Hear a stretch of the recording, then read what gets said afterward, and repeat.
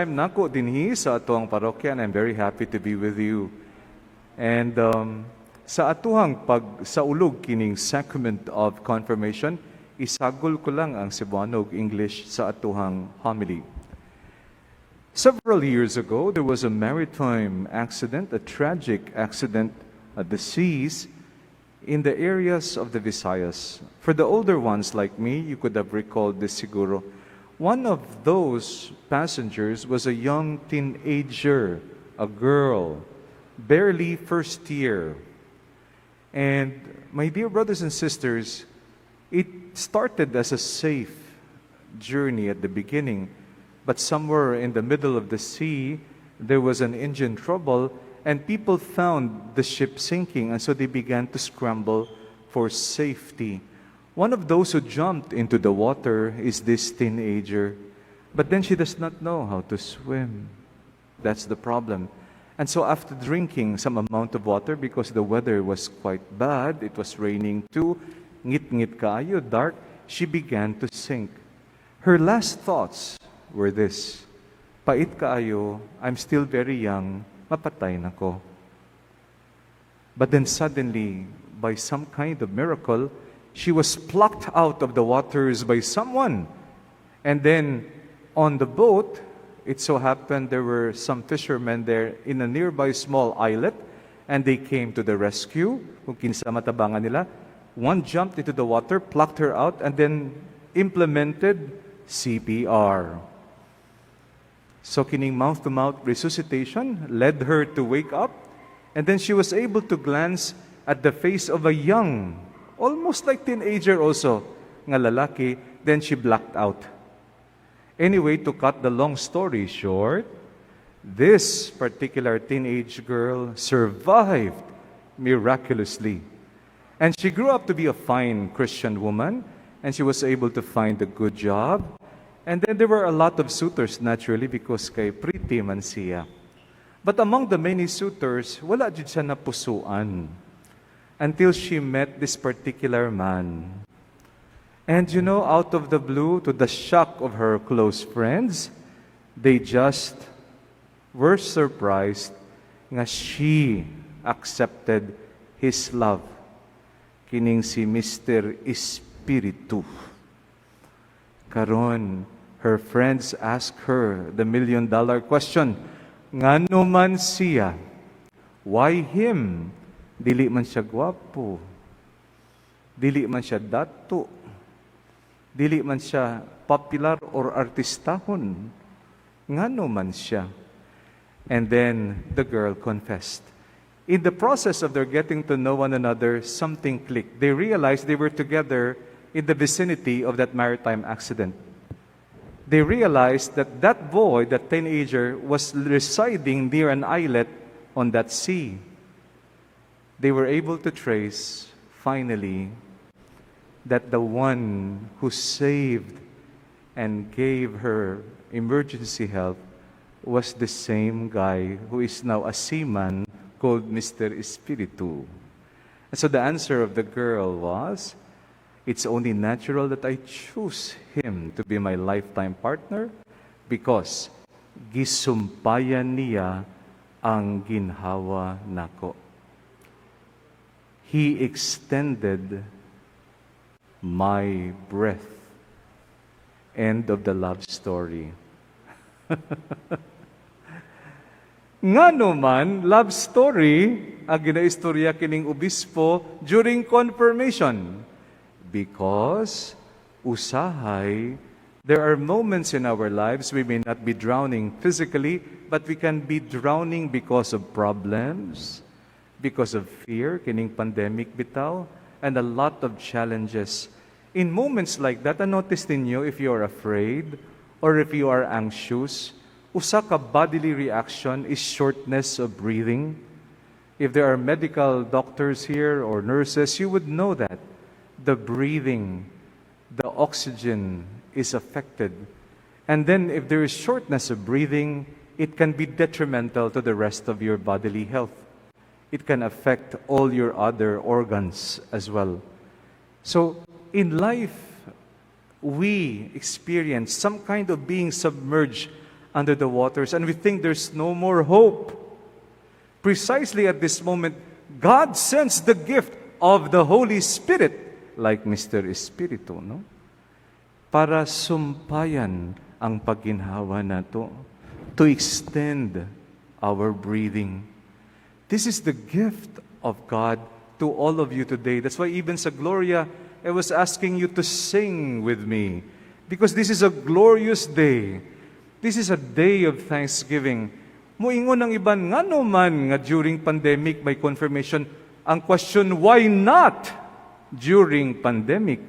Because all the more when we struggle for breathing, di ba usually sa pandemic, maujud na kung may virus, lisod maginawa, all the more we need to receive the gift of the Holy Spirit from God. Amen? So I'm addressing right now, I know you're 12 years old and higher. I'm sure you understand. And this is how God loves us, the love story of God and mankind, love and you. That when we are struggling to breathe because of pain, sadness, and problems, God sends forth the Holy Spirit to give us gifts. There are two invitations and two forms of empowerment. Number one, respiro. You know, in Latin, sperare is the root word here, meaning to breathe. Sperare. Respiro is I breathe again. So when we receive the Holy Spirit during baptism, we are claimed to be children of God.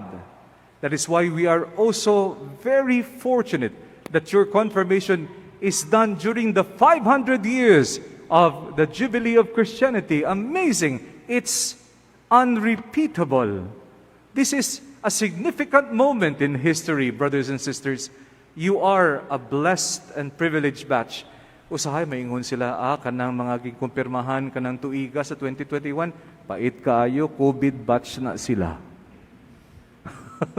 Pero, I tell you, you are not only the COVID batch, you are the healing batch. I will tell you later on sa second point. So first, respiro. Di ba, lisod kaya maginawa kung mga virus? Naasad virus nga espiritual if we are filled with sin, bad habits, anxiety attacks, lisod maginhawa. And so when we receive the gift of the Holy Spirit, we are empowered, impelled, motivated, breathe again. Because if you have a good circulation of oxygen in your blood and in your body, then you become empowered. That's why the sacrament of confirmation is the sacrament of maturation. Usually, your cheeks will be tapped. I will tell you, be sealed with the gift of the Holy Spirit. And you will respond to the ministers, Amen. Meaning you accept that you are now anointed with the Holy Spirit in a more intensified manner for mission. And then I will tell you, peace be with you, while tapping your cheek. But we cannot do that now. Kay pandemic man, no? So no contact kita, no? I will just put my hand near your face. But I will not. Usually, ang madumduman ka mga bata, bitaw, sa confirmation, o dong asa ka nagikan, kadto simbahan, nagpasagpa sa Obispo. Do dili man na nindot, no? Do trauma bitaw, no? Ang Obispo nagpangsagpa. Pero di ba kay maunang mapabilin ka memory sa mga older ones, mga parents, di ba? Your cheeks were tapped. The point of the tapping of the cheek is the medieval concept of touching your cheek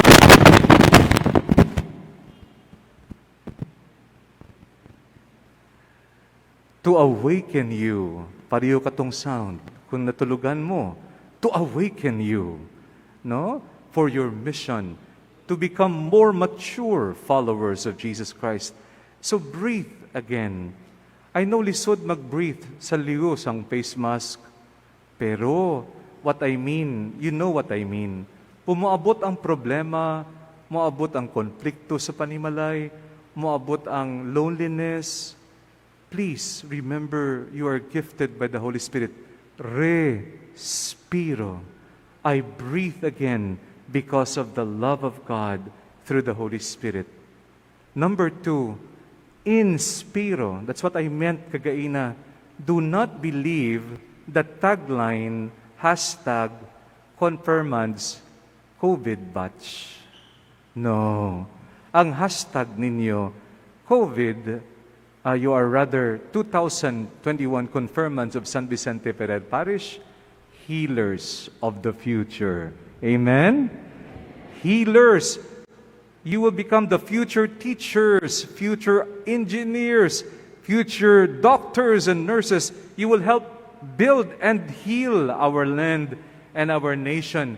And when you do that, we are longing for a future that the pandemic will be managed better, if not eradicated 100%, and we can try to resume a kind of a new normal wherein we can see each other's face again without face mask and the smile, bisan may bungi gamay, we can smile again towards one another.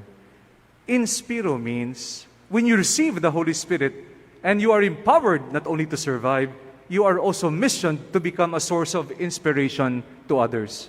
To the students who are here, your main mission now is to study well. Bisan lisod kaayo sa Facebook or sa digital space. Kita nyo katong bata na nagkisi-kisi siya sa may sawog bitaw. Kay lisod kaayo ang lesson. No? Elementary na siya. No? Naghilak siya o nagtantrum. So masabta na to. Pero naa siya'y counterpoint. Katong bata nga Tagalog, nagbasa siya at silang lahat magaling magbasa at mataas ang marka. Then she looked at her mother and commended, sana all. Madamduman nyo ka na, nag-viral ka na, no, cute ka bata, nagkatawa ang iyang inahan. So meaning, early on, when you feel the hopelessness, kay mauna sa mga youth karon na mismo na ang imong barkada, lisod mag-study nga wala explanation ng maestra, pero you can persevere. No, ubang ginabutangan nila sang cut-paste bitaw sa ilang nawong, pero wala sila diha gali sa digital class, no? So my dear young ones, study very well. That's your foundation for your future. Be open for vaccination as well to develop herd immunity para makaresume na ang klase. And for the older ones, live your life in deeper prayer and then also make your life filled with a purpose to serve others as well. When you do that, you inspire others as well. So, respiro leads to inspiro. I inspire. Because you are meant to inspire others. Dili aksidente nga ang arrival kang Christianity dinhi sa Sugbo. Pwede man sa Luzon. Pwede man sa Western Visayas. Pwede man sa Mindanao. Pero ngano man ang first baptism dinhi jud sa atuha sa Subo. There is a beautiful role that we will become modern-day heroes and missionaries for our nation. Doon na lang ang election next year. When you vote with your conscience for God and for country, you are also becoming a hero for our country and for the future. So, I will now conclude. Kay basin matulugan na mo diha. Ngano man nga ang gipili katong babayi si Mr. Espiritu. Timing man, no? Kay Espiritu sad ang yangan. Ang tubag niya, siya ang gipili sang ako ang heart, kay ngano man gisumpayan niya ang ako ang paginawa. He extended my breath. Hinaot unta after this, when you exit that door, your love life with God will continue. Why? The Spirit extends your breathing. You can breathe again with the gifts of the Holy Spirit. And because of that, you can inspire the world and others as well. And you will find the joy there and a fullness that only God can give. Respiro, inspiro, because sa Espiritu Santo. So help us God.